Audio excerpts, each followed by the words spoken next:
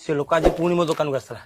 हाँ हाँ परा मत कहला भाई टिके मसाज कर दो मुझे हाँ करदेवी सेमती ता मुंड टिके चिपी चापी देइछि पुणी 500 टका कौन कहूछ माँ हम कौन मिछ कहूछ ना कौन ए देखुनु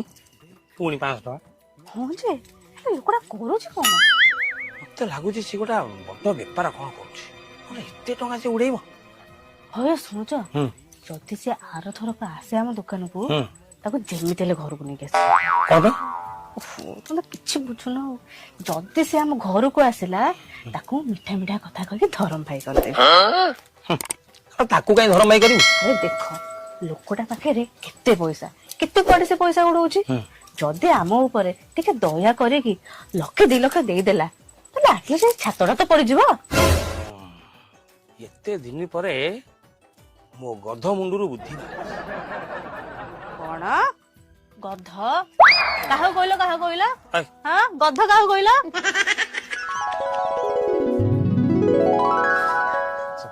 अरे कुआडे गलो अरे सुबुझी ना नाही मो हाँ हाँ जाऊँ अरे देखो की आछन नमस्ते किए जाने पारलेनी अरे कौन जानी पनु जे से जो भाई के कथा कहनथिली गोटे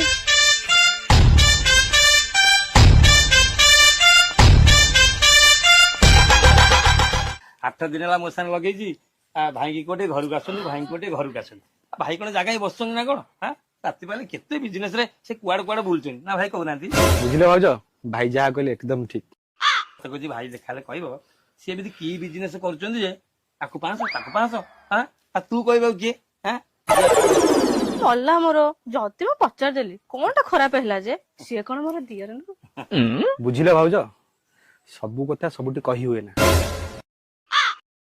मोर बिजनेस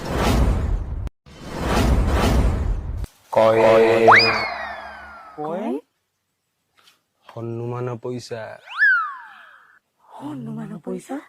हनुमान पैसा नुह जो हनुमान पैसा किसी करामती अच्छी जार मार्केट भैल्यू बाहर लक्ष लक्ष टंका अच्छा भाई मैं कहूँ कौन कि आपको बिजनेस रे जदी मते गोटा किसी शेयर फेयर रखंते राइट बढ़िया कथा ना कहल तुम देख भाई रिसेंटली एबे गोटे मुटे हनुमान पैसा संधान कर सी पार्टी नब 10 लाख टंका जार मार्केट भैल्यू 30 लाख टंका लाभ केते 20 लाख टंका 20 लाख भाई देख